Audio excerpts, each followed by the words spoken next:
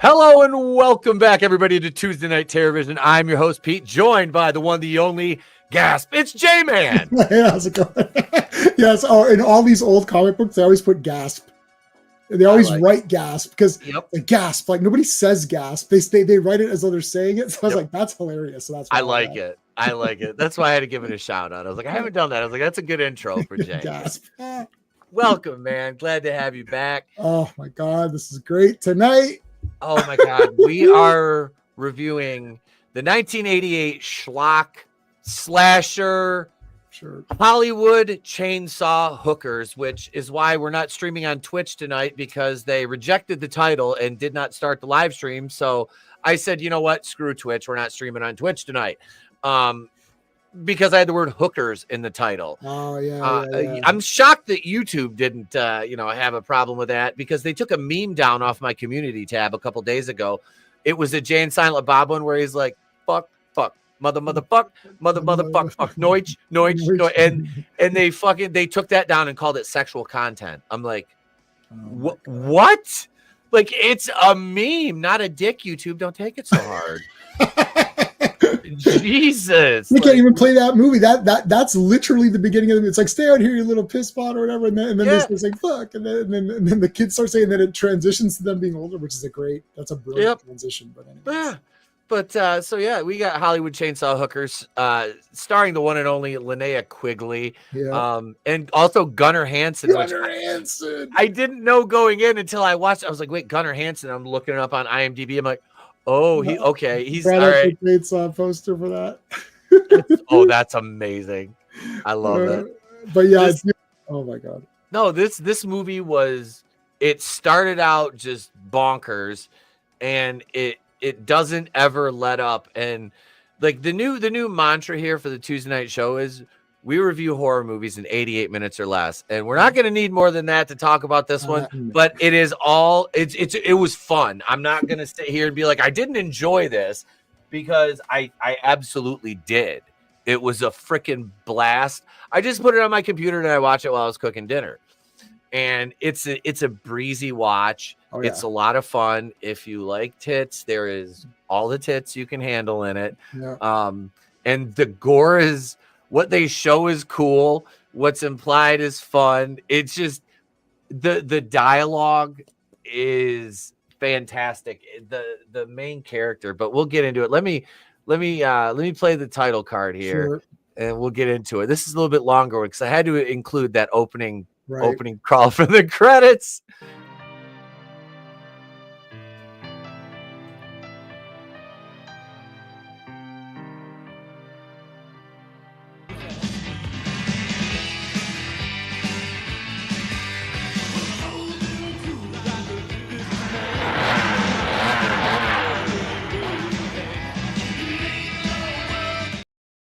Yeah, I love that opening. I was like, oh, this is so cheesy. Just the chainsaw.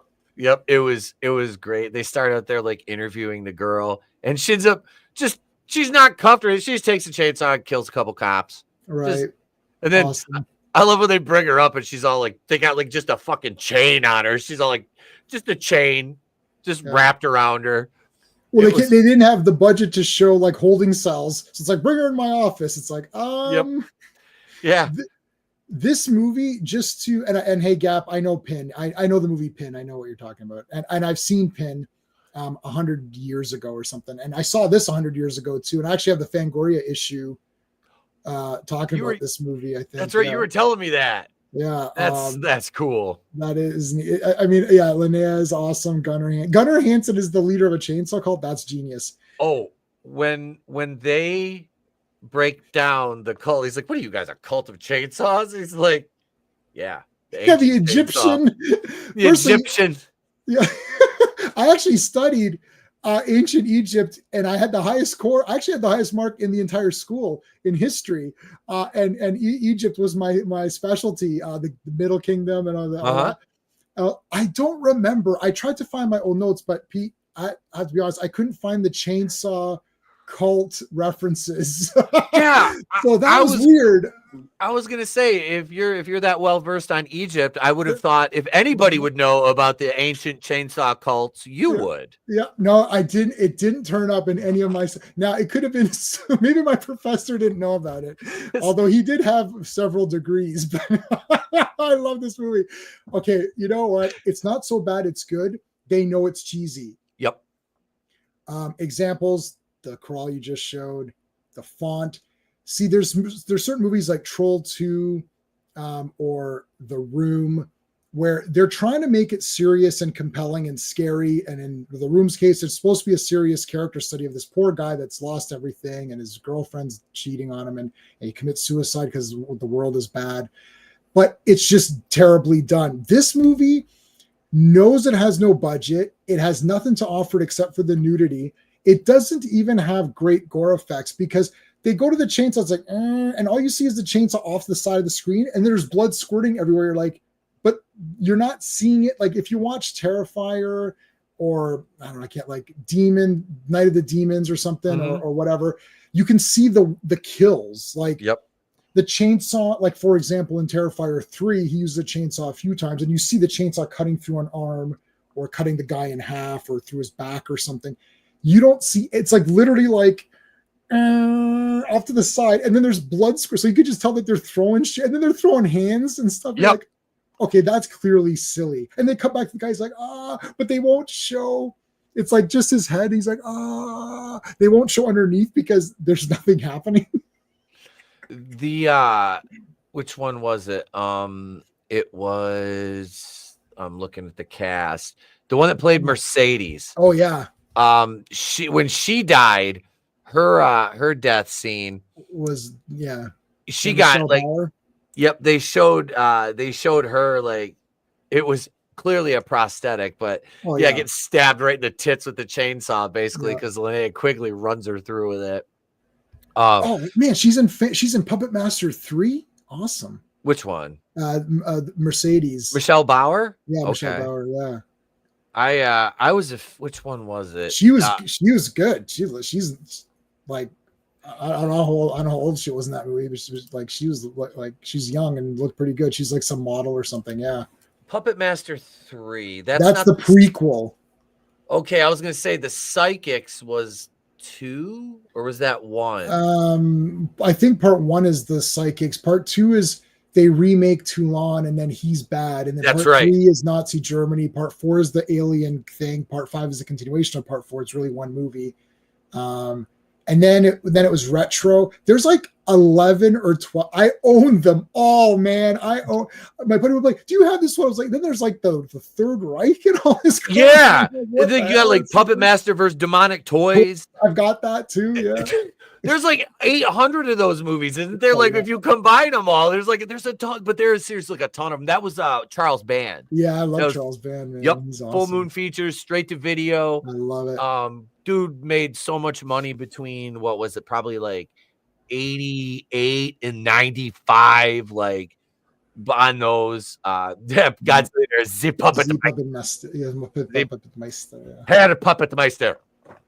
They didn't have Torch in number 3. Otherwise, part 3 is the best one, but they didn't have Torch, who I thought was badass. But he was made in part 2, so they couldn't have him. All right. But anyways. Anyway, we got to have a Puppet Master tangent. Linnea, those are the two big people. And what was the detective? The detective is John Henry Richardson. He played Jack Chandler. And he was in Lust Connection, Hunting Desires, Vice Academy 6. Oh, good dear God. There's 6 of those? Sins of Desire, The Bikini Escort Company, The Newly Deads, Slash Dance. Wow. Vice Academy 5. Oh my God.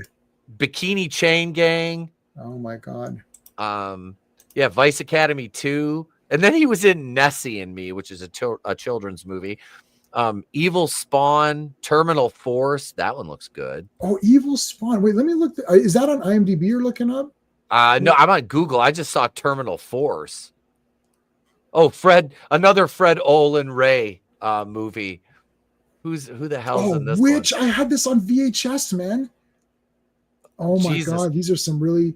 And Dawn Wildsmith from Hollywood Chainsaw Hookers. Fox Hendricks was in Hollywood Chainsaw Hookers. John Henry Richardson. That's funny. Gosh. This is crazy. I actually, and on VHS, I had Bikini Car Wash Company Part 1 and 2, but I don't think he was in those. That just came out on Blu-ray, Part 1. I remember, I never watched any of those, but I remember seeing like trailers for them on pay-per-view. Oh, really? I own those on VHS. I kept them, and they're pristine. That's amazing. Yeah, they're. I've got a lot of those really bad ones. Yeah, the good old days when you could make a movie on a few $100,000 and a ton of coke. The budget for Hollywood Chainsaw Hookers, that is funny because that it's range. The reports range between 60 and 90. It says 60 or 95,000. Yeah. I would lean closer to 60, probably. Yeah, 60. Okay. We're gonna jump around with this one, but when they get to the cult's hideout, oh my god, it's like brilliant. Hideout this way. Like temple. They got the signs, yeah, this way, just a little further. I'm like, oh my god, yeah. They have the two fucking like Sphinx out there, like the big black cat statues holding the signs outside. I love Linnea Quigley's acting in this because when she's trying to be serious, you can tell she's holding back laughter. Right. It was, I don't know if it's because the dialogue or the cocaine or a mixture of both. I'm sure. But yeah, it was so funny. And what's his Chandler? Yeah. Jack Chandler. His character is so like 1950s, like hard-boiled, like detective. It's fun. It's just the way he talks, he dresses. It's like it's straight out of the 1950s. He thinks he's Bogart, and he thinks it's Maltese Falcon or one of these like Philip Marlowe. It's like, I'm this big detective and all that. And then I love the clue. It's like there's a sir, there's a matchbook. Could that be a clue? And the cop's like, everything's a clue. And then he's like, well, guys, I better be going. And he takes it. It's like he just fucking snags it. Yeah, they're like whatever. Yeah, I love that when the captain like schools the coroner. Yeah, it's like the coroner's so dumb. Is this a clue? Yeah, Captain, we found a matchbook. Is this a clue? Does it say the red rabbit on it or the rabbit in red? Rabbit in red. Is it the rabbit in red? Did you? No, it literally says like inside it says the name of the girl.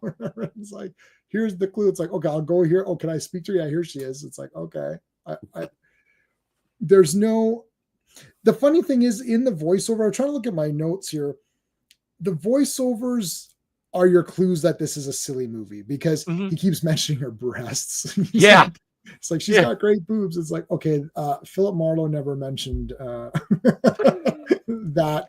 You know, it's like he's not mentioning that in his voiceovers. But like, I mean, I don't know. The credits were funny. They had it like. Gunnar Hansen is like he's supposed to be like this dark evil guy, and it's so weird. His dialogue is fantastic when he's trying to explain it, and then during the ritual when he can't get the damn chainsaw started. Yeah, like, oh my god, that I was dying. So he's sitting there like cranking it. It's not going. I think that's supposed to be a reference to his manhood or something. He can't. Yeah. He can't. He can't do it. He needs the chainsaw. I'm gonna throw it on in the background here. It sometimes helps me to consolidate my thoughts here. But like, it is so. It's intentionally goofy. Yes. Which makes it fun, and it makes it fun and not stupid. Like, it's not insulting your intelligence because it's telling you, hey. You know what you're here for. This is one of these movies where you saw the poster, right? That says they charge an arm and a leg. You read the title of the movie, right? Okay. They did this Night of the Demons, which is also Linnea Quigley. The commentary for that movie has a great part where the producers are talking and they're saying like, okay, you look at this poster, you know the name of the movie. If you like this poster and you think Night of the Demons sounds cool, you're going to like this movie because it's made for you. it's very obvious. Like this, it's not an obscure title where you're like, we're going to be covering High Tension, right? Comment, which is the French movie. Now you're like, okay, what that could be a suspense thriller, that could be a whodunit, that could be a slasher movie. That I've seen it already, so I know what it is. But it could be anything. Like this is Hollywood chainsaw hookers. It's like they charge an arm and a leg. So immediately it's for you or it's not for you. Yep. I would prefer if someone's like, look, we don't have the money, we probably don't have the talent. Why don't we just do a schlocky movie and have fun with it, have some silly characters, pretend it's one of these like film noir movies with this hard-boiled detective and whatnot. Let's just make it fun. And we're going to throw in some nudity just to keep you guys in. Every so often you're getting bored, we'll throw in some nudity to get your attention back and then continue it on. I legitimately admire that, to say, you know what? Hey, you made the movie you wanted. Did you guys have fun? I can guarantee you no one walked away saying, oh, the director was mean and it didn't tell me where to stand, and they wouldn't get me, they wouldn't let me have a rehearsal. Like, there's none of that. It was like they got together, they had a bunch of fun, they probably had lots of drugs. And copious amounts, I'm sure. That's it. Like, I don't look down on these movies in any way. I don't even look down on The Room or Troll 2, but Blood Dolls. Let me look that one up. I'll look that one up. Again. I don't remember that one. I don't remember the name offhand. Anyways, I don't know. Like, what are your thoughts? Like, just in general, I mean, I'm in this same school of thought with you. If a movie's that self-aware that it leads with exactly what it is, doesn't pull any punches or make any bones about trying to hide or give you a false pretense or, falsely represent itself, I'm all for it. I don't care. I say just go for it. And they did. They absolutely did. They're not trying to win Oscars. That's like the movie Bad Taste. You're not trying to win an Oscar with that. You're trying to make a movie, have a good time, and it's a passion project. Yeah, that's what this shit is. It's just, it might not be a passion project. This might be hey, let's make it goofy off the wall. Let's throw something at the wall and see what sticks. You're right. And that's a good point. Bad Taste, because Bad Taste is bad. Bad Taste is better than this, but like Bad Taste is they do have some they have talent. Like, there is talent there. That's a movie where they have talent and imagination, but they're lacking the budget. This is a movie where they're like, we don't have the budget and we're just going to make it cheesy and goofy. And we know people are going to think it's stupid, but what the hell? I don't care. I'm making it just to have fun. Right. So a little bit, it's the same in some aspects, slightly different in others. Not like Troll 2, where that guy literally did think he was an Italian director, really thought, he's like, I'm making a pretty creepy movie. There's these trolls around, the poor family, the whole town has been turned into these creatures and it's scary. He really thought, and The Room, he really thought he was making a dramatic movie. He really thought that. He's like, no, you're Lisa. So this movie, they knew that. And they're just having, the beginning is so like, well, how can she get a chainsaw and kill those cops? Like, how dumb are they? Right. Like, they just have it sitting on the table right in front of her too. Right, sure. Like and then she has the time to pick it up, start it. Right. And they don't do anything. They just stand there and die. They don't make any bones about it. I like it. I'm a fan of that. Like I said, I'm the same way. I never look down on movies like this because I've been watching them since I was a kid. And I was able to be like, okay, this isn't the same as a big budget type, like a bad, as a kid, you're like, you watch like a well-polished horror movie. Like I would say like a Friday the 13th. Sure. Yeah. Say part 7 came out in 88. So that came out looks the same good. Year.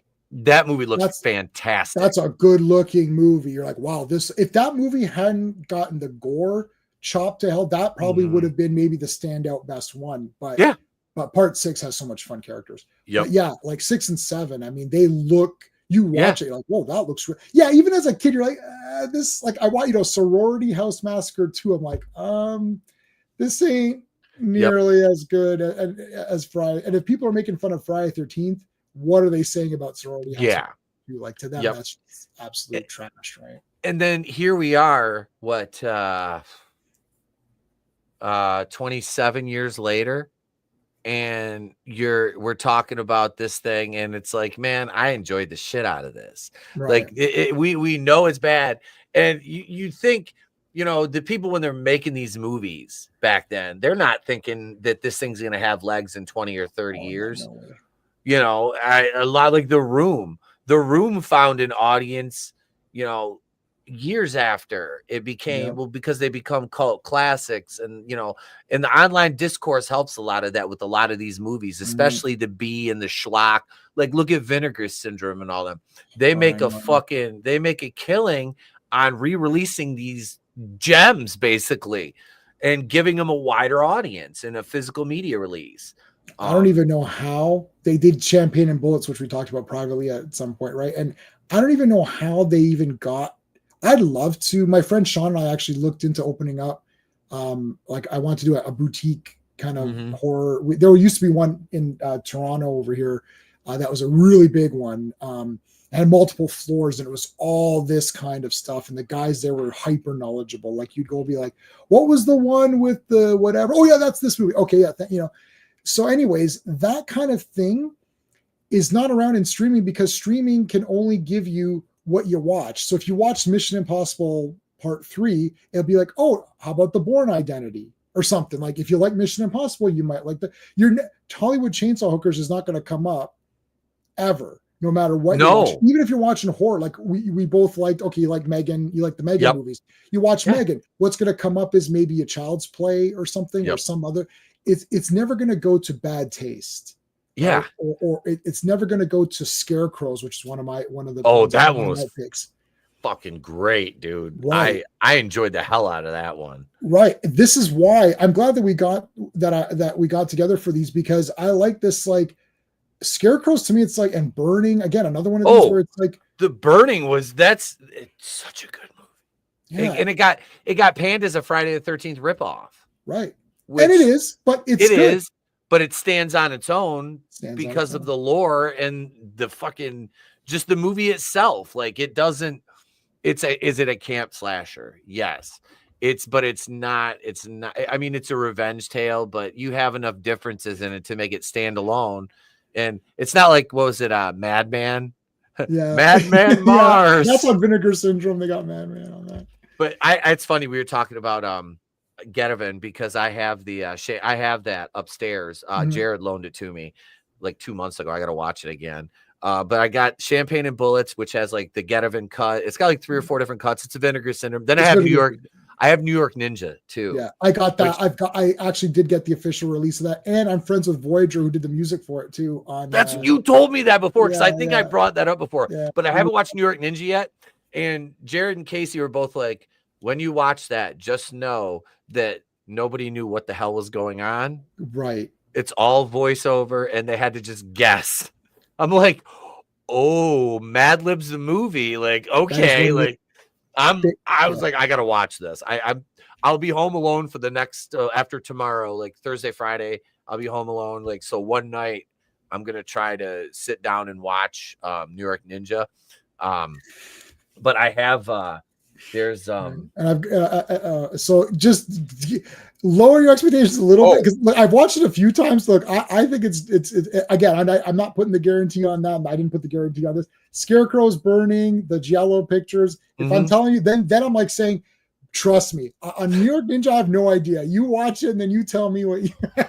I have no idea. After Champagne and Bullets, dude, that movie's awful, but awesome. That was fucking terrible. But if I have money to independently make a movie just so I can hook up with a playmate in the most awkward sex scene ever recorded on film, it's like, then I would do it too. Bad. It's shuddering. Yeah, like, ugh.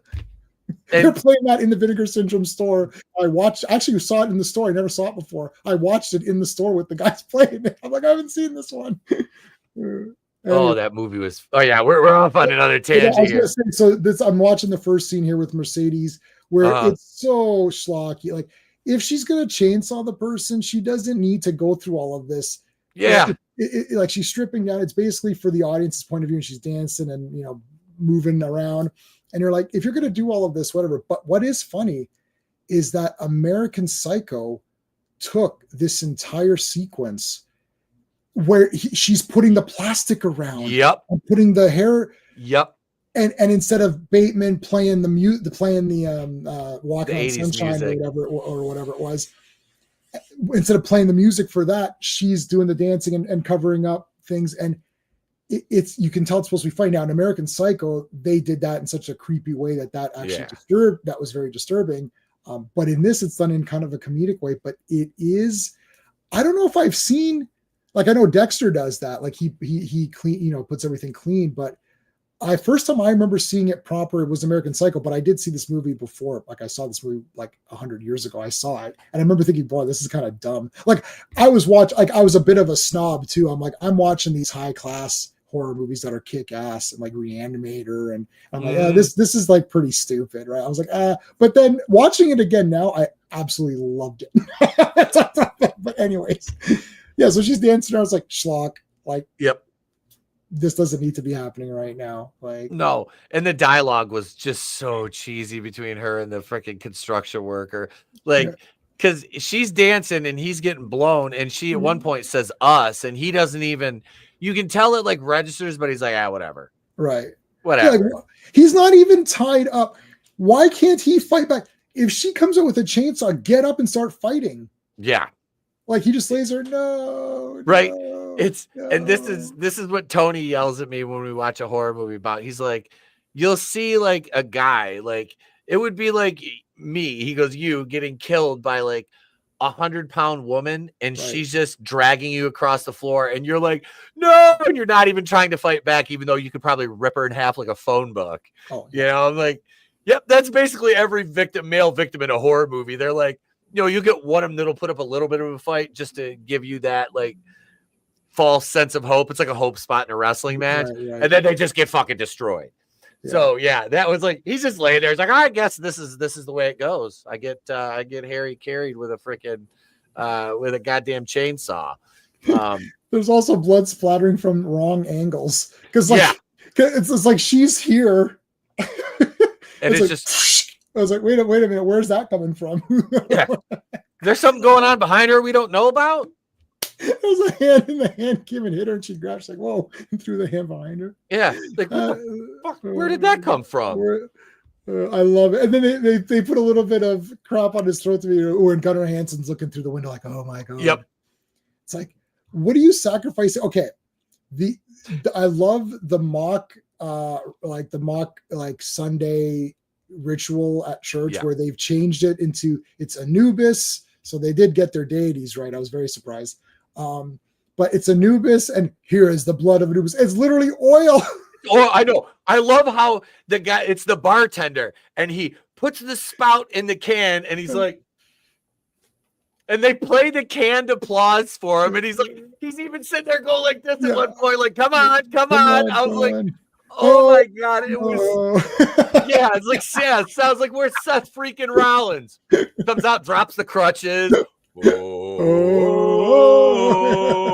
Yeah.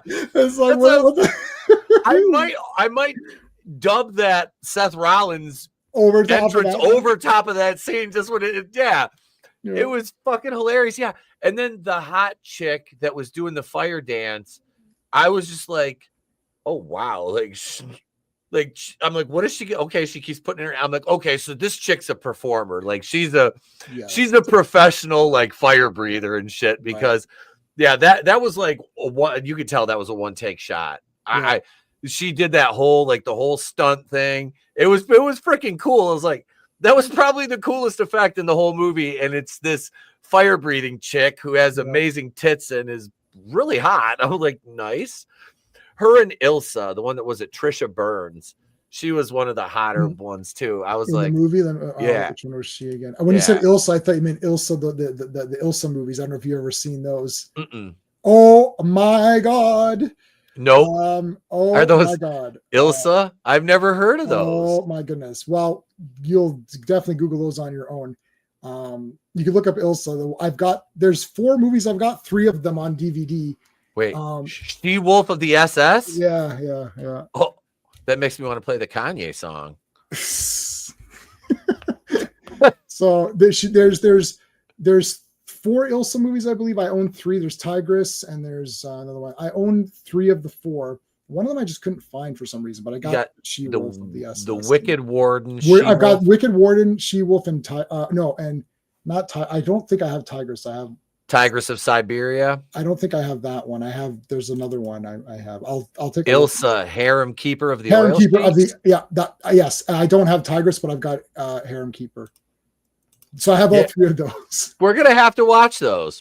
Well, we can watch them. I don't know if they'll be fine to review on YouTube or not. You're gonna have definitely problems because, like, at one point there's a soldering iron used to help a woman out. So it's really outrageous. This is what I'm saying. Whatever you think you've seen, I can one up it.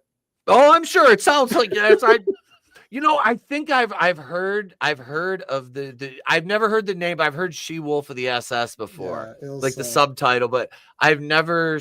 This is interesting. They're very weird, yeah. And the Oil Sheiks one is like super funny too. Like they put bombs inside the women so that when they're going at it, once it eventually hits a certain spot, they'll blow up. It's just like right. Okay, so. I know. The one time a guy doesn't want to hit the fucking G spot. Yeah. Don't bottom out. Boom. Shit. That's what I'm saying. Now you're a eunuch. Yeah. It's like so like whatever these people. Oh, this was a really crazy movie. Are you sure? Because I've seen pretty crazy movies. It's like people tell me this is really crazy. I don't think you've seen what I've seen. Anyways, that makes Hostel sound tame. Yeah, no, Hostel's bullshit. Yeah. I hated those. I didn't even watch them. It's just like I'm like, look, listen, you're not beating these movies. So what? Either go crazy. I mean, there's like Salo and all these there's really weird movies that you can't even like discuss because it's just gross. I don't like excrement like Human Centipede. It just makes me. Bleh. No, I once I found out what that was, I'm like, no. The episode of it's fucking disgusting to me. It's gross. Yeah, that episode of South Park was like difficult enough, but it was still funny. So I was like, the cushion of the cuttlefish guy. Cuttlefish, yeah. The iPad, Centipad or whatever. Yeah, the human Centipad. You didn't read the terms of service, did you? Yeah, those were. It doesn't. Nothing shocks me. I don't get offended, and I'm not horrified. Nothing affects me at all. Mm-hmm. I just don't like grossness. Yeah, like it's just I don't. It's like you're not being provocative. Like it's just gross. Like I could be gross too, right? Yep. Unless it's bad taste where it's funny and it's part of the whole movie. Yeah, that's more or less played as like, look at how fucking ridiculous this is. Goofy, right? Yeah. Human Centipede is like straight. They're trying to make it like a straight up, and you're just like, yeah, they're making it like a horror. It's like, nah, I'm good. I'm the same way. School of thought with that. Yeah, I just don't like it. But yeah, so I'm watching the matchbook. Here's the matchbook. I love the cop here. Who's like, he's like, all right, don't go on this case. And it's all of the tropes that you see in all these like detective things. There's no mystery. There's nothing to solve. I don't know what the point of this is. No, there was the plot thread is thinner than the hair on top of my head, and I'm bald. It was very thin, and but it didn't. You really like. It's like if you go into this movie, what kind of story are you really expecting? It was like a loose. They said something. Oh yeah, she wanted revenge or something, right? That's what it was. Linnea Quigley wanted revenge on the cult because they killed her friend in Oxnard. Right, Oxnard, yeah. And then they called her a snooty bitch later on. Yes. Oh my God, that snooty bitch died just like you're going to. Right. And this is the funny part too, where the detective is with his girlfriend, and he's like, "Oh, she loved me, but she hates him." So the voiceover, he's big terms. Unreliable narrator. Yeah. Because like what he's saying is not actually what's happening on screen, which was kind of funny too. That was kind of funny. And then they talk about immigration and politics. I love all the little asides, which are super funny. They're all offside, which makes it even funnier. I do like offside. It's like, why there's too many immigrants. It's like, well, yeah, if they're going to be cult members who wield chainsaws, then yeah, I'd be against it. the scene in the car where they're going to the warehouse. It's the captain and the 2 other cops, and he's like, go faster. The cap's like, go faster. He's like, I'm going as fast as I can. He goes, Jesus, my Volkswagen could go faster. So he goes, why don't you bring it then, or something like that. I was like, God damn, like that's just, it's so irreverent, but it's fantastic dialogue because it's like so out of place in a slasher movie like that. It was Halloween 5. This is right here. I need to make a gift for this because this is Halloween 5, please.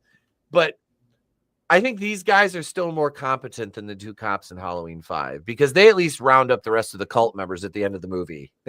So interesting thing about this point, and to be slightly serious for just a second, this is the world of the movie. In the world of the movie, they are smart.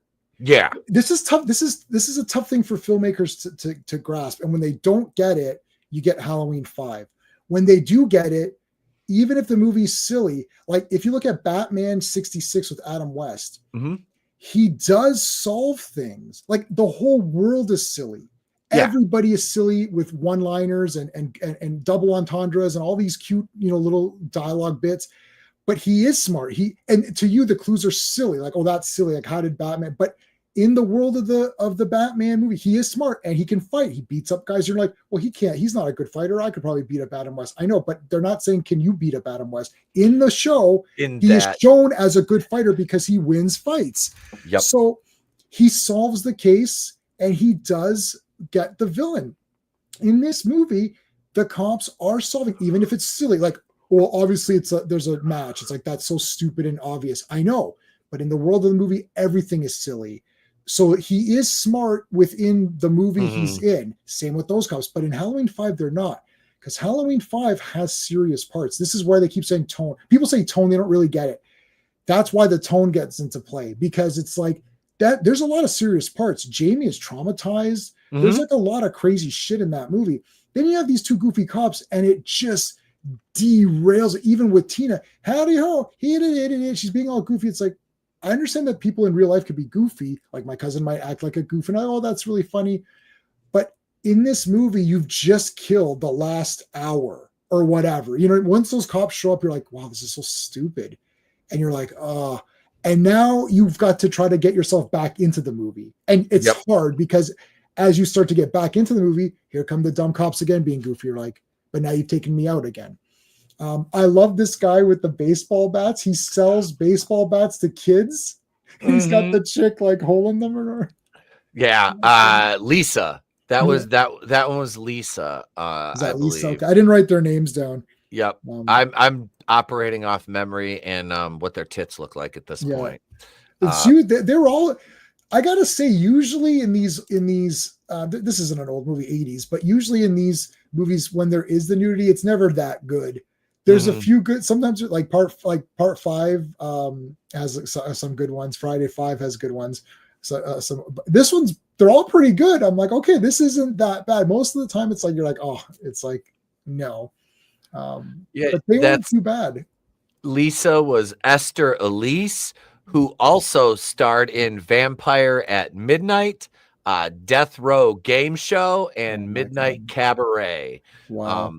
I kind of want to see Death Row Game Show just because this is one that I'm going to pull this up. I'm going to hang on. Let me show you this because I want, let's see. I'm going to upload this image and throw it up on the screen here real quick because I want you guys to see this. This is the kind of VHS cover that as like a youngster, God damn it. Gap asked about Blood Dolls. I've never seen it, but I've heard of it. He asked earlier.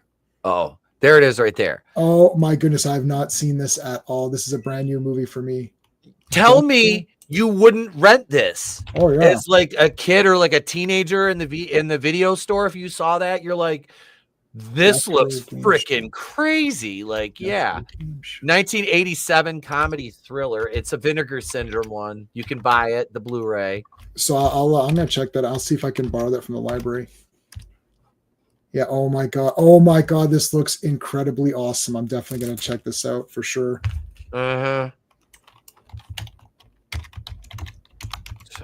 Yeah. Death row convicts competing in life or death contests in hopes of cheating the executioner. Yeah. This awesome. one's gonna be wow, we're gonna do that. That one looks freaking amazing. I haven't seen a trailer. That's one right there. It's like Basket Case or Monkey Shines. You Right. look at the cover and be like, I'm gonna rent this. Yeah, and those are both awesome. Basket Case trilogy is awesome. Basket Case, I remember the original. I don't remember any of the other ones. Draven was telling me about him. He's like, the thing has kids at one point. Like, we pulled up images of it. I was like, I did not see this. Yeah. Basket Case 3, he gets like an exoskeleton with like weaponry. He can control it, and he's got like saw blades and shit. Is awesome. I looked up a picture, saw clips. He sent me clips. I was like, oh my god, this is batshit crazy. Yeah. But Monkey Shines, that's what is it? That's Craven. Was it West? I don't know. Well, I thought it was based on, is it the one it's based on Stephen King or no? Or is it yeah. I'm trying to remember who it is. Stephen King. So who directed that one? I'm trying to think. Who is that? Oh, Romero. I'm sorry, Romero. Which shocked me. Like, I saw this movie on Viewer's Choice when it hit. Right. And as a kid, I loved it. So for my 40th birthday, we went back and did a watch of it. It's very slow until the third act. That being said, I still liked it. Like, I also liked it. I like it. It's one of those movies, like I said, I watched it on pay-per-view and I'm like, man, this is cool. And I recorded it and I still have the VHS I recorded off freaking pay-per-view in the 80s. I liked Mike. It's not what's his name though. It's not Stephen King, it's someone else. Michael Stewart. So I knew it was based on a book, but I thought it was, I don't know why I thought it was a short story by Stephen King, but it's not. So, but Esther Elise, I got to check out some. Yeah, Midnight Cabaret. Oh my gosh, she was in Reading Rainbow. Oh, I didn't see that. That was on IMDb. That would be interesting. Take a look. It's in a book. Reading Rainbow. Yeah. How did we find our newest Reading Rainbow girl? Oh, I watched Hollywood Chainsaw Hookers, and she had really nice tits, so I wanted to hire her. And Mr. Burton would appreciate that too, I'm sure. Yeah. He's got his LeVar Burton's like, he's got his Woo. See all of the I love that there was a chainsaw fight. So Texas Chainsaw Massacre Part 2, which is probably my favorite Texas Chainsaw Massacre movie. That could be a hot take, but I love Part 2, and I do like the chainsaw battle. And there is a chainsaw battle. There is a double wielding chainsaw. That's neat. They did try to have the sword fight, so you were expecting something like that. They gave you some stuff that you were expecting. I love, selling the bats is funny. I'm trying to see what other notes. Why are you getting so close to me? I can't keep you in focus this way. Yeah, boom, bat in the head. I mean, come on, buddies. That guy dumped it. I do like when they have these really loser men who are so horny they'll fall for any dumb thing there is. Like, just sit there and close your eyes. What are you doing? I hear weird noises. No, just sit there. It's like, just open your eyes. Like, I mean, this is so weird, right? Like, but they don't care, right? And it's like, I don't know. I'd love to see a part 2 to this, like, 30 years later or something, or whatever it is. Get Linnea Quigley to come back. She could come back. Yeah. She was at Niagara Falls a couple of years back or whatever. So she could come back. That would be freaking amazing.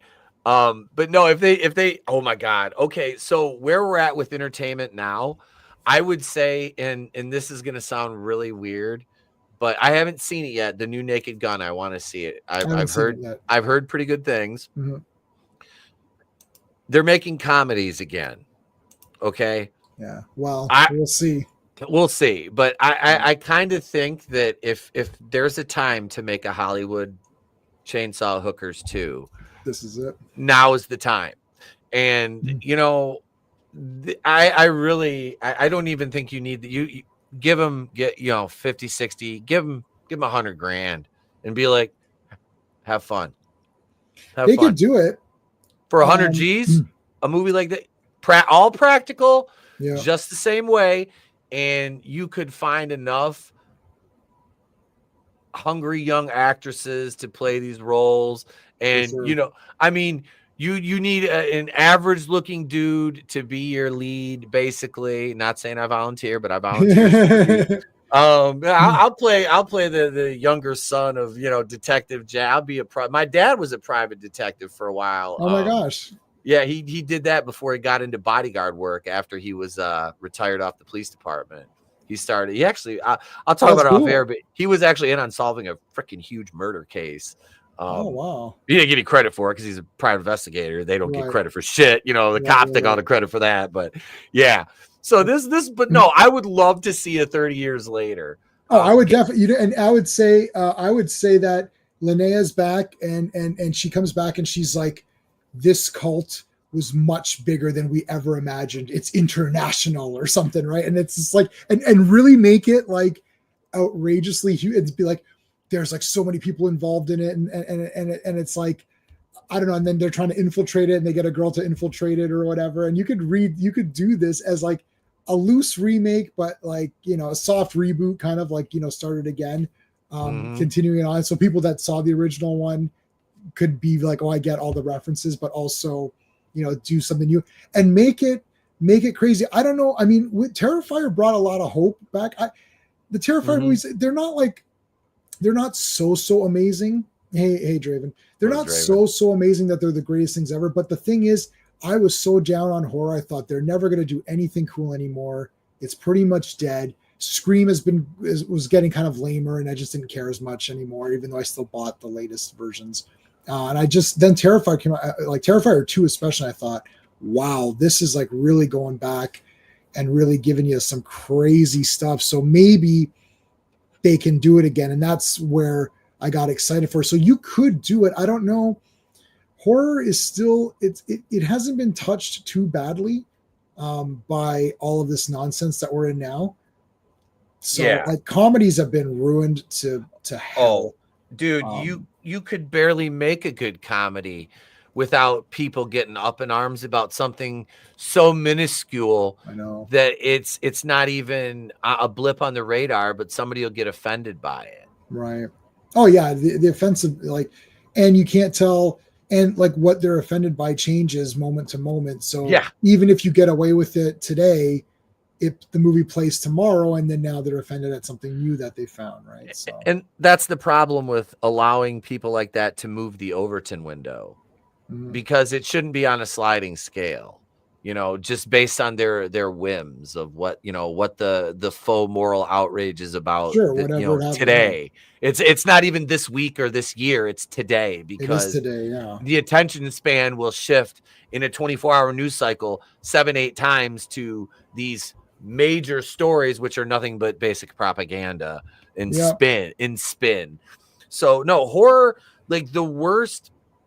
I'm trying to think of some of like the worst offenders is we're watching and reviewing a movie like this. The worst offenders of that, of like, I guess I even, is it bad that I even hate to use the term like woke? I don't even like to say that because it's so played out. It's almost cringe now. It is cringe. And like in the beginning, it was always around. Like it's just that it's taken on this. It's like words change meanings, and now it's taken on this meaning. But the thing is like it's I don't know. It's being used too many different ways, and nobody has it. The problem with changing the meaning of words is that people then don't know what to do, and then you police the word. So you've changed the meaning of it, you've policed it, and now you're canceling or getting upset with people using it in not the way that you want it to be used, even if that's not how the term was started out as. So you don't actually know what to say. You could post something right now on Twitter and it's good, or YouTube or whatever or Facebook, and it's good. Then 2 days later, something happens in the media, something happens, whatever. They say, oh, your post is this, you got to take it down. This is the South Park Christmas. Is anyone offended? Remove it. And then there's just literally one star. And the guy says, is anyone offended by the star? I am, take it down. And then the play is nothing. The kids are just standing around in circles with ambient music playing, and the parents are like, what is Philip Glass. It's like nothing's happening, and they're like, what is this nonsense? Like, well, this is what you wanted. You've killed artists, you've killed their ability to create anything, and that's why like pop culture is like stagnated. It's like there's nothing. Like Terminator 2 was the last great movie that everyone loved.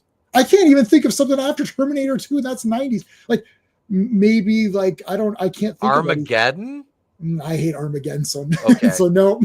Fair enough. I'm not a huge No. fan, but I'm just trying to think of like I can't think like Terminator 2. Is there anyone that my wife loves? Every like man, woman, child, everyone likes Terminator 2. I don't think super hit.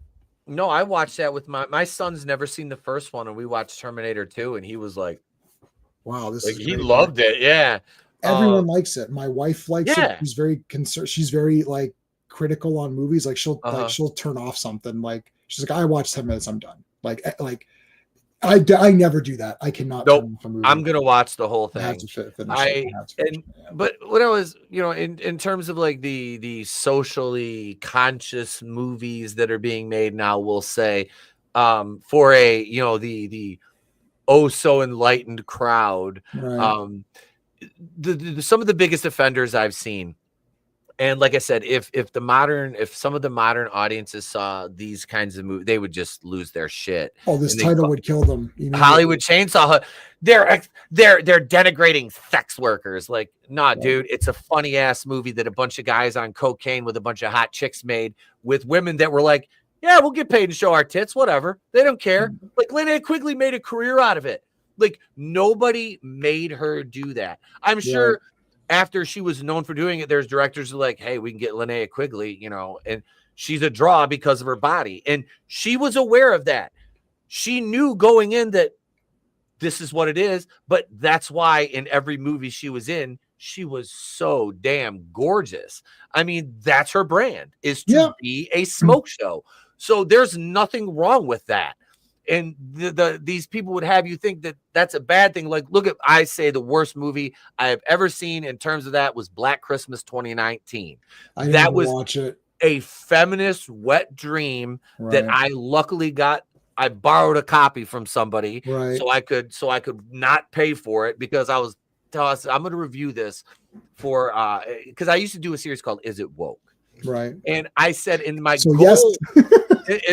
Very, very feminist. So yes, it was. But I did this in 2020, and I said, my entire goal for this series is to say that everything I review is not going to be woke, because if everything is, then nothing is. Right. So you can't just cast a wide net and reel everything in it. Because I watched Captain Marvel, and I'm like, this movie isn't woke. It's garbage. It's just a bad movie. It's a bad movie with a preachy, annoying lead actress who is an activist, and she ruined the lead up to the movie with her bullshit. So to bring it all back to this, I would love to see a movie like this, straight basic. This is kind of like almost an exploitation type slasher. Close enough to it. But it has just enough comedy to keep it out of that genre completely. Yeah, there's no actual sex. If like I'm watching it now, there isn't actually any sex in it at all. There's mostly it's topless. You can see the one girl. There is a one shot of her. You can see her bush. You get to see the bush. You can see the bush for a little bit, but like, really, like I mean, this is really nothing compared to anything that's coming out. Like. Terrifier would this is just nothing compared to that.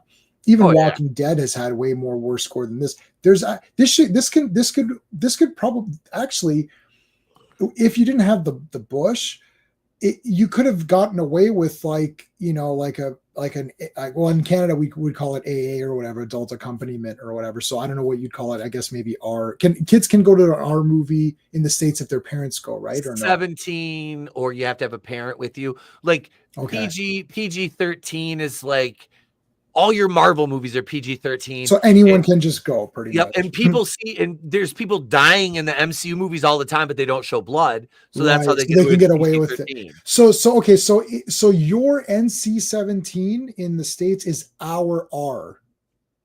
Holy shit. Our R is, but nothing is rated R.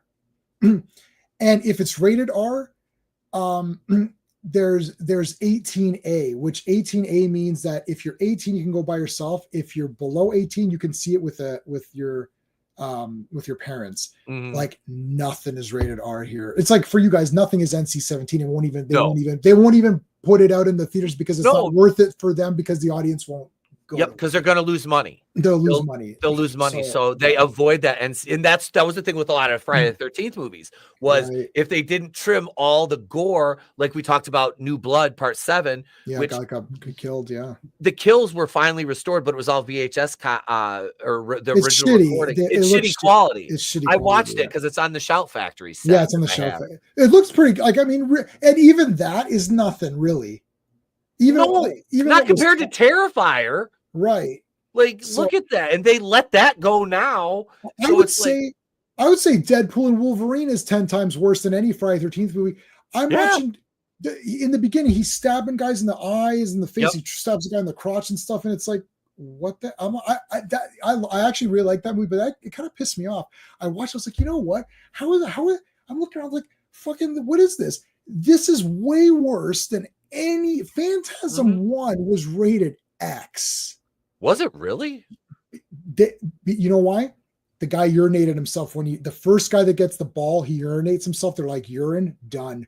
That was the X. Then they had to cut it down, and but I'm like, Deadpool Wolverine has way more worse violence than I would say than all the Friday 13s put together. Yeah. Like, I have not seen, like, I'm like, wow, this is crazy. And I was like, I couldn't see any Friday 13th movies yet. I'm looking around. There's all these kids sitting here. Yeah, Deadpool. I'm like, this is like way worse than anything I saw.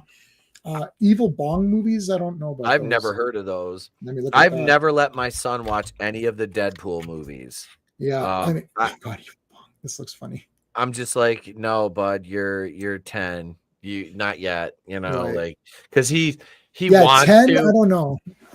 No, I'm like, I'm not ready to explain. I'm not going to try to explain pegging to a 10-year-old. Yeah, and and the first movie has a lot of weird sexual things too. Yeah, I'm like, we can watch Once Upon a Deadpool. Yep, because they did, was it like PG-13? So that one he can watch. I liked it better. I've never watched that cut. I liked it better than the real. Really? It is so funny. I'll check it out. Yeah. Once Upon a Deadpool, which is part 2, it is so, because the Fred Savage parts are in there, and Fred Savage is really funny in it too. Like I don't know. I love Deadpool 2. That's my favorite. And the Once Upon a Deadpool, I'm like, I think I might like this more. I've seen it because they couldn't do the vulgar jokes. They have other jokes, which I thought were funnier. Like the guy when Pete is recruiting, they're like, "What powers do you have?" And in this version, he's like, "Well, I have type 1 diabetes and type 2 diabetes." And he's like, "You've got both diabetes." He goes, "Wow, that's like all the diabetes." He's like, "Yep, I've got them all." It's like, all right. That joke is not in I don't know. It's funny. Anyways, but okay. We didn't even need 88 minutes. We were already done with Hollywood Hooker. I'm trying to okay. So they do capture Jack or whatever. And they're going to chainsaw him, but Linnea Quigley is doing nothing to prevent this. And the chainsaw breaks down, so that's why he's not killed. And then she helps him out later. But you're like, why wouldn't you try to? If you're a good guy, like I'm like, she's got to be a good guy because, like, I was waiting for a heel turn when she didn't help him when he got caught. Like, yeah, and then they inject her with the blood of the elders, which is inexplicably still in liquid form. I don't understand how that works, but I'm not going to get into the efficacy of the science in this movie. Yeah, it's like it'd be dust. Yeah, they're drinking chainsaw bar oil, and I love it. Okay, Linnea Quigley's dance with the chainsaws. I'd really like to know, because was it Fanzine interviewed her? Okay. And I would really be interested to know, were those, because I'm gonna say she's in pretty good shape. Like back then, those like she had a little bit of muscle definition in her arms and shit. So I'm like, those, like, you could see when she's lifting, she's like flexing out, she's like straining to lift those. I'm like, those were like, and she's tiny. She's tiny. She was in very good shape, but she was tiny. So I'm like, those were heavy. And then they're having the chainsaw fight, and I'm like, it was terrible. It's like, it was like it was a slower version of the lightsaber duel from New Hope. Right. I'm like, I don't think they realized that those chains would bust if they hit each Yeah, the other. first hit. The chains are gonna snap off of there immediately, and then that's gonna snap back onto your head, and it's you're gonna have a bad time. You're gonna have a bad time. It does say it's real. They do say in the beginning, if you believe that, they said they're all real chainsaws, so maybe they really were all real. They're handled by professionals. I was like, since when is Linnea Quigley a professional chainsaw duelist? That's why it's so funny at the end, or in that thing. It's like, oh yeah, it's like, sign the concierge or whatever the hell it was. Linnea Quigley. Let me see if she. Does she have chainsaw dueling on her resume? I don't know. It's like, I can use chainsaws. Yeah. Well, how did you land the part for this movie? I told him I could wield a chainsaw topless with amazing body paint on. That body paint in that last scene was cool as hell, though. That was awesome. Because it went all the way down, like around her calves and shit. It was like, I was like, they really went all out with that. Like, that was one of the coolest, like, aesthetics in the movie. I was like, even though her tits were covered, I was like, man, it still looks really cool. It did look cool. I mean, like, they know they're making a silly movie, so they just played into it. Gunnar Hansen. I remember like thinking when this came out, I'm like, oh, Gunnar Hansen from Texas Chainsaw, that's gonna be good. And then I'm like, he just kind of stands around and does that. Like, I think I didn't understand. I thought it was gonna be a more serious horror movie. Like, I was young, right? So I saw this like, when it came out. So like, I don't know how old I was. But I'm like, oh, he just headbutted her. That was awesome when he headbutts Quigley. I'm sorry. Boom, headbutts her. But I thought it was going to be more like, oh, this will be like really like sickening, and oh, it's going to be like these women and they're going to lure the men and then they're going to chainsaw them. And it was like, no, it's just a silly, goofy movie. Like, if there wasn't nudity, anyone could watch it. Yep. Yeah. You said you were talking about there was more gore in The Walking Dead, and it's funny, before I came down here, my wife and Trey were watching Fear the Walking Dead because they already watched all the way through the Walking Dead series, which he has been watching since he was in his little bouncy seat. And he was like a couple months old. He'd be sitting there in front of the TV on Sunday night with us, like just bouncing up and down, watching Rick brain zombies. Right. I mean, so he loves horror. He's grown up on this, and it's funny. It's like, yeah, if it wasn't for the tits, he could watch this movie because it's so non-violent, really. I mean, the violence is mostly implied, and it's more gratuitous nudity than anything else, which I'm not complaining about. It definitely added to the aesthetic of the movie. It was fun, though. That was the main thing with this movie, was there was never a point where I'm like, how much longer is left? I'm like, there's not going to be much, because the runtime has got it listed as 75 minutes. Yeah. Wow. It's just barely feature length. I don't know what the time is for feature length. 70 something, 75 probably, whatever it is. Like, it's 75 or up, I believe. Otherwise, you're in the short film category. Yeah, because then you're like, I think your son would be bored. I think the thing with this, I think what happened with me is that I was just kind of bored, because it's like, okay, there's the nudity and that's great, but the kills were crappy, in my opinion, at that time. And I didn't understand all the little political jokes and the little satire bits. And I didn't really understand that, oh, they're playing off of this Philip Marlowe thing that's supposed to be like this noir movie. It's like, oh, with the femme fatale. I didn't get any of that. I didn't get the movie. So I just watched it, thought this is kind of boring. Like, I didn't hate it. I saw this, and I don't own it. Since I saw it at that point, the next time we talked about it is when you messaged me saying, have you seen Hollywood Chainsuckers? I was like, yes, I have seen it. I'm like, well, that's why I said I'm not putting the guarantee on. I said, we could review it. I'll watch it again. But actually, I loved it. Yeah. My opinion went way up, because now I understand everything that they're doing, and it's really funny. Yeah, it was a fun watch. There's absolutely, like, I have zero complaints about it, like, at all. Like, I don't.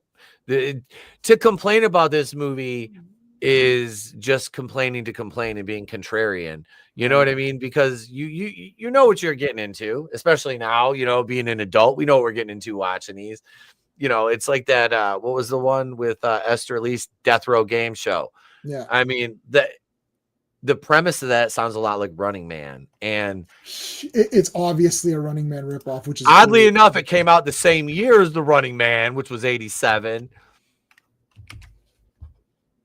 Oh my God, that is hilarious. Oh, I mean, as soon as they get a whiff of a movie, you can produce this kind of thing in 3 seconds. Like someone hits the green light. Oh, green light, this sucker, do it. Oh, there's a Schwarzenegger movie coming out that's kind of like this. Okay, just do it. And once the first one comes out, then there's all the exploitations, Running Man exploitation, Max exploitation. Like you can tell when a movie becomes a genre. Like Mad Max was a movie which became a genre because then you explain, oh, what's this movie? That's kind of like Mad Max. Oh, okay. So that is now a genre. Like, it's like Rambo is a genre. It's like, oh, what's this movie? Oh, it's kind of like it's Rambo, but it's not Rambo. It's a different guy, but it's kind of like a Rambo movie. Oh, I get it. So it's like, then you've got Rambo exploitation, Max exploitation, these post-apocalyptic movies, which I love. I just ordered from Severin Films. They had a sale on 50% off. I've got 8 movies coming in. I went crazy. Rat's Night of Terror. I upgraded that. She Killed in Ecstasy, Vampiros Lesbos, which the review of that movie is there's a lot more Lesbos than Vampiros, but anyways, I got that. All right. Cowabunga it is. Yeah, and I already owned all these movies, but these are the upgraded. I need the Blu-ray versions, anyways. But dude, this kind of thing.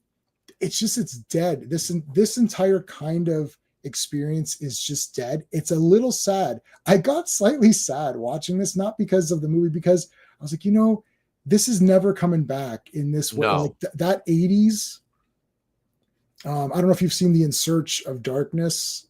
I haven't. I want to watch that. So my name is on all of them. I supported them, and so my name's in the credits on all those movies. I'm even in the end credits visually where I talk about Friday 13th. So I got in there. I was really happy to get in there. And it just makes me so sad that it's like this whole thing is done and you can't get it back. Like it can't, even with Terrifier and even with some of these other, I don't know what else, some of these other movies, which are pretty strange. Darling, again, that was a good thriller. Like some of these other ones that we reviewed that were the newer ones, which were good movies, but you're not going to get that bulk. Like Gap has been mentioning movies, 2 or 3 never heard of in my life. So what does that tell you? And this is me. Like I watched every stupid horror movie that came out and I still missed some. You missed the Scarecrows. Who no, everyone missed that movie. Nobody knows that. I never heard of that until you were like, hey, check this out. Right. Like, where is that now? Like for anything, where is that right now? So we're sitting here. You're on stream 50, episode 53 is tonight, right? Mm-hmm. So 53 episodes. Okay, let's say you do 500 episodes.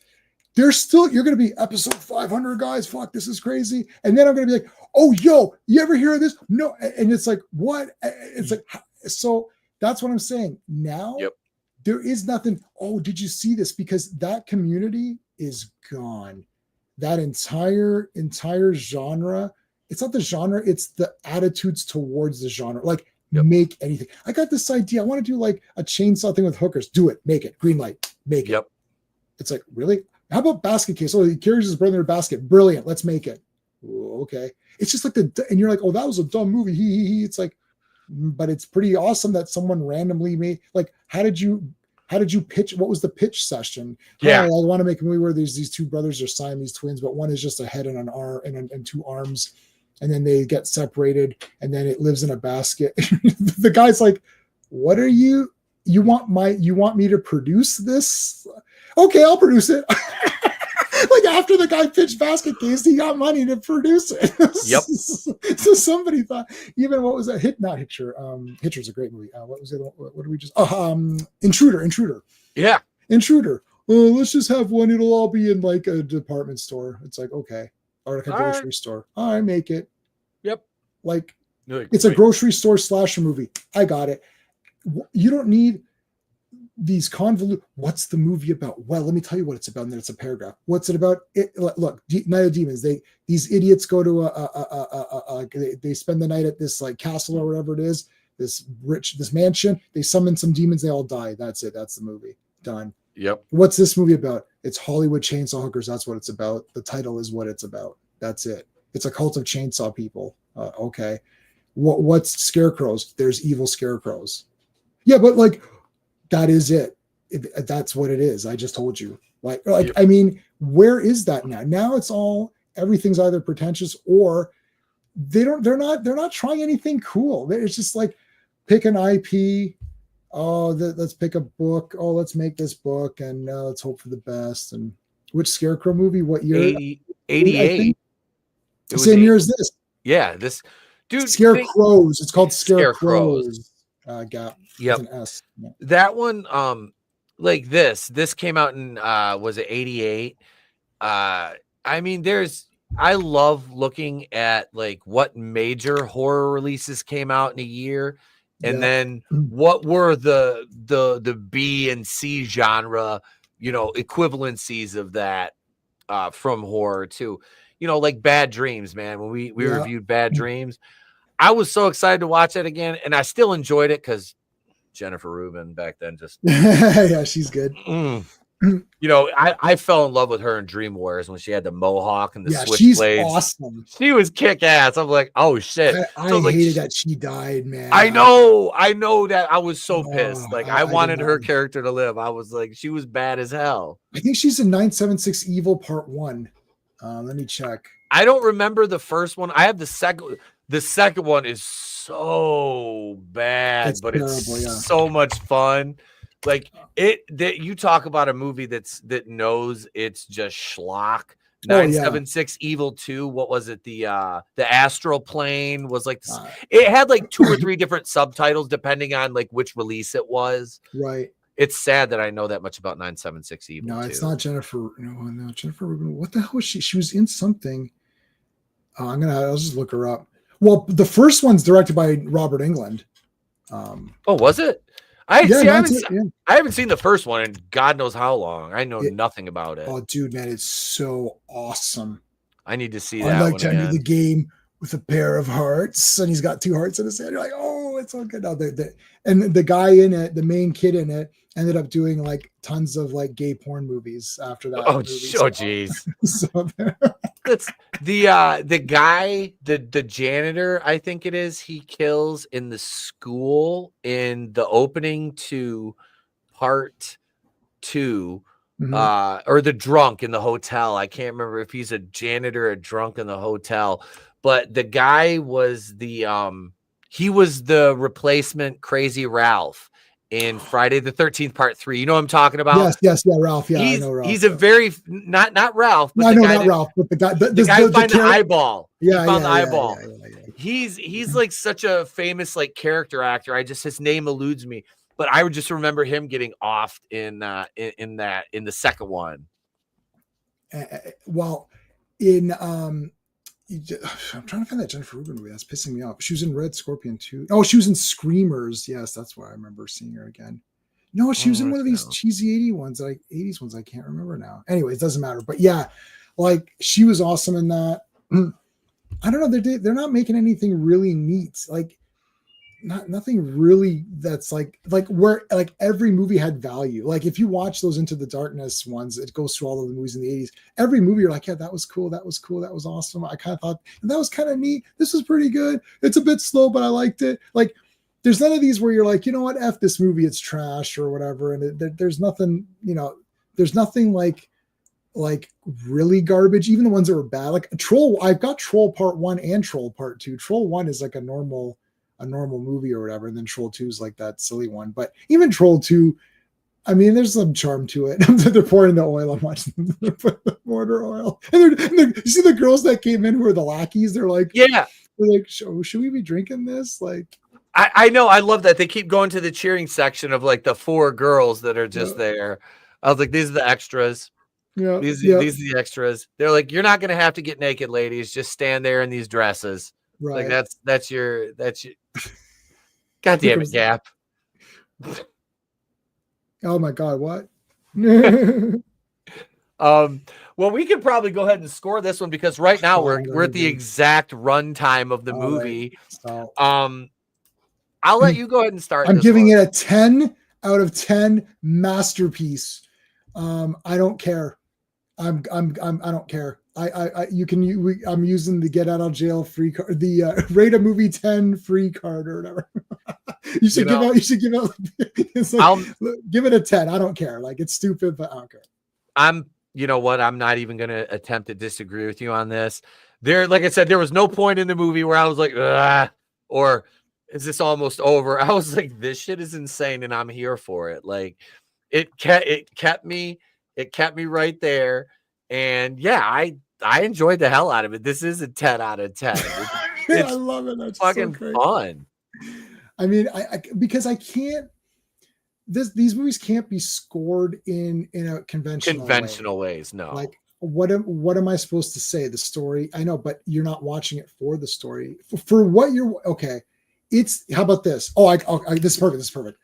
It is the best Hollywood Chainsaw Hookers movie that a movie called Hollywood Chainsaw Hookers movie could be. It's the best version of that it could be.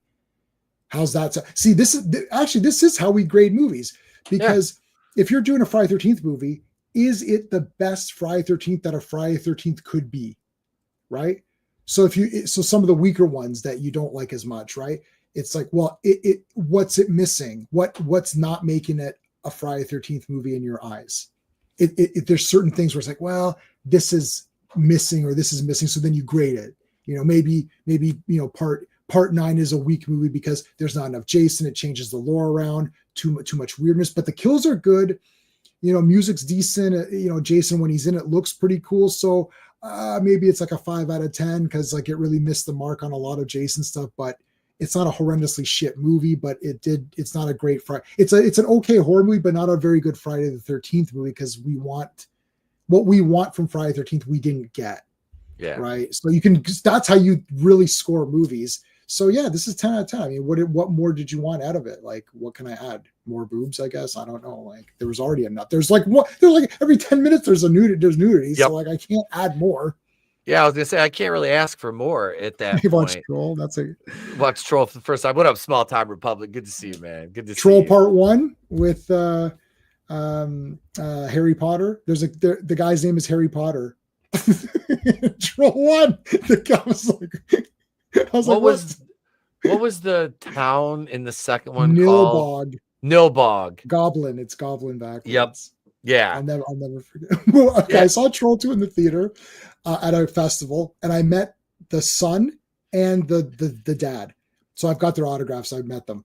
And my buddy was having popcorn, and he kept saying, I think there's like stuff on the popcorn. So he was throwing out little bits of popcorn.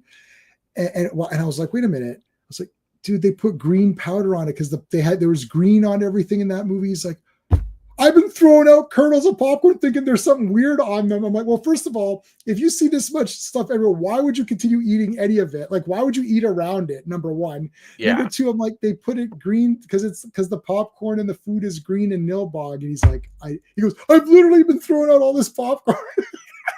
But why would you eat it? I would have gone to the like, why is there this weird stuff in here? Then they would have said it's just flavored.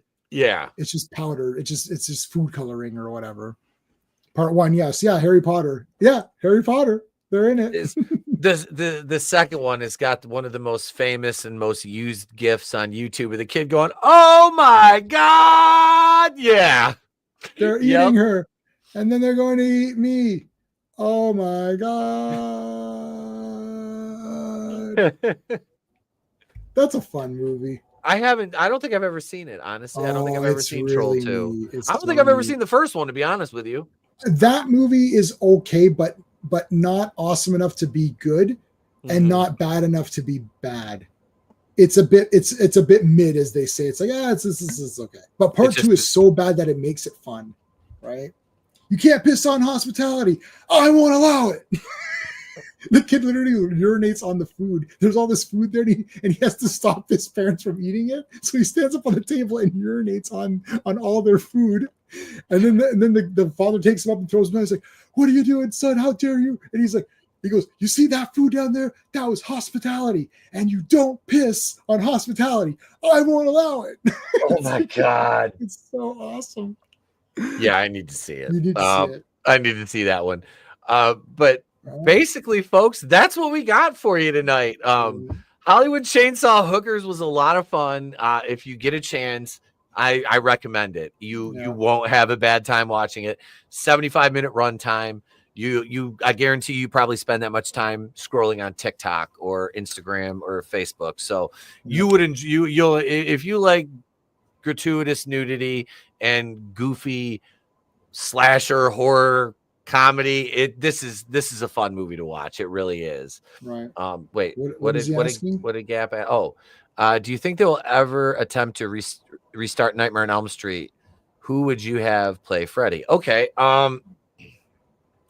I thought they've been trying to work on that for a while. And I know at one point Kevin Bacon was mentioned. And I think in his younger years, Kevin Bacon would have been a damn fine replacement for Robert Englund. Now, I would say go with an unknown. Yeah. I really would. I don't know who. Like, I can't think of any actors in Hollywood off the top of my head, because that I would be like, who would be a good Freddy Krueger? I have no idea. I really don't. It's so much easier to cast like a Jason Voorhees because you just need an imposing figure. Right. But I'm not sure with Freddy. I can see them redoing the franchise at one point. Yeah, definitely. I just don't know. I don't know what more you can offer. You can just make effects better, but the creepiness, and they're not going to make him a child killer. They downplayed that in the Jackie Earle Haley picture. And I actually thought Jackie Earle Haley was a good casting choice because I thought he was great as Rorschach, and he brought some of that anger to the role. But then they dumbed him down too, and he looked weird. Weird. The face was wrong. It was weird. It looked wrong. Yeah, it was weird or whatever. It looked bad. Weird. It looked weird. It's like they dumbed down. They played down the fact that he didn't kill the kids, or he was just being creepy with them. You're like, oh, okay, no. I don't know. I didn't like that movie, and I came to the realization that I don't think it's happened. Jason can go on forever because he has it's not dependent on his personality. It's dependent on him being a force of nature, versus Freddy Krueger's dependent on his personality, which is why everyone loves Freddy, because Robert Englund is Freddy. Replacing that might be very, very difficult. And if you do, good luck to you, I guess. Michael Myers can go on forever. Jason can go on forever. As long as the guy, as long as it's not an actor that's charismatic. Pinhead, it doesn't matter that much because Doug Bradley only has a few lines. It's not like it doesn't matter that much. And I love Hellraiser, but yeah, Freddy Krueger is so tough. Freddy himself was an icon. That new Nightmare movie was kind of brilliant the way that they did that, where he came out and they were cheering and they're like, yeah, people love Freddy. It's it's like everyone knows him, even if they haven't seen the movies. Oh yeah, they know, oh yeah, Freddy's got the glove or whatever, right? I've got a picture. I drew pictures of Jason Freddy, and I was so young when I drew them that I did 5 claws, which he only does. He doesn't have it on except for a New Nightmare, but that's when I was a kid. And I spelled it Freedy. I didn't know how to spell. I couldn't spell Freddy. That's how young I was when I was watching Nightmare on Elm Street, and I just don't know. So yeah, it's a difficult franchise to resurrect after how badly the last one was received. And yeah, I agree. Jackie Earle Haley, he did the best he could with what he was given, but the effects and the writing were not on his side at all. But so hope that answered a little bit for you, at least, Gap. But thank you, Small Time and Gap and Godzillionaire and Draven and Keely Chow and everybody else who jumped in here and everybody watching on the playback. So next week, we're going to do High Tension. We're going to do High Tension. I think Jamie's going to come back for that one. She was excited about reviewing that. So Jamie will be back next Tuesday. The week after, we'll do Until Dawn. But we are going to do a watch along for Until Dawn next Wednesday night. We'll do a watch along for that. Tomorrow night, our watch along after wrestling camp will be Hollywood Chainsaw Hookers. Yep, folks, we're going to give you an opportunity to watch this along with us, and it'll be going up on Patreon, which I know I said that yesterday. I'm going to do Intruder tonight. I was beat last night. I'm going to do Intruder tonight before I go work out again. We'll get that uploaded. So yeah. Keep your pants on during that. Pants must be on during the disclaimer. Yeah. During the watch long, please. Yep. Hands must be visible at all times. And everybody's got to be on camera. I don't want to hear Draven making sandwiches. Oh, he's got to work tomorrow night. Jesus. Call in sick. You don't want to miss this. But no, thank you everybody for being here. We appreciate you, gang. Remember, if we don't see you, have a great day, a pleasant tomorrow. We'll catch you on the next one. And it is always better to burn out than fade away. Peace, y'all.